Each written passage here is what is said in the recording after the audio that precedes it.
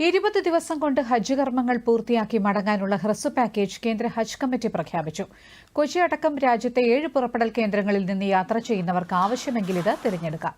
പുതിയ ഹജ്ജ് നയമനുസരിച്ച് കേരളത്തിൽ കൊച്ചിയിൽ നിന്ന് മാത്രമാണ് ഹ്രസ്വ ഹജ്ജ് പാക്കേജിന് അവസരമുള്ളത്. ആദ്യമായി നടപ്പാക്കുന്ന സംവിധാനം രാജ്യമാകെ 10,000 പേർക്കാണ് ലഭ്യമാക്കുക. ഓൺലൈൻ അപേക്ഷ നൽകുമ്പോൾ തന്നെ ഹ്രസ്വ പാക്കേജ് വേണ്ടവർ അത് തിരഞ്ഞെടുക്കണം.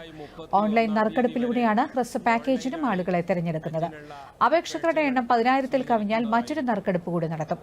കൊച്ചിക്ക് പുറമെ ഡൽഹി, മുംബൈ, ബംഗളൂരു, ചെന്നൈ, ഹൈദരാബാദ്, അഹമ്മദാബാദ് എന്നിവിടങ്ങളിൽ നിന്നാണ് ഹ്രസ്വ ഹജ്ജ് പാക്കേജ് ഉണ്ടാവുക.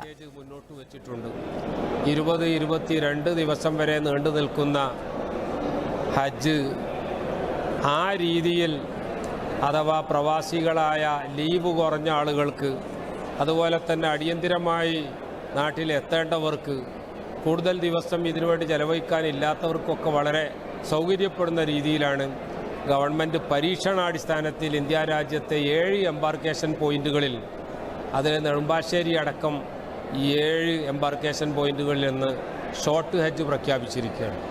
ഹജ്ജ് ഷോർട്ടാണ് എന്നതുകൊണ്ട് ചെലവ് ചുരുങ്ങും എന്ന് ആരും തന്നെ ധരിച്ചു വശാകരുത് എന്നുകൂടി ഈ അവസരത്തിൽ ഉണർത്തുകയാണ്.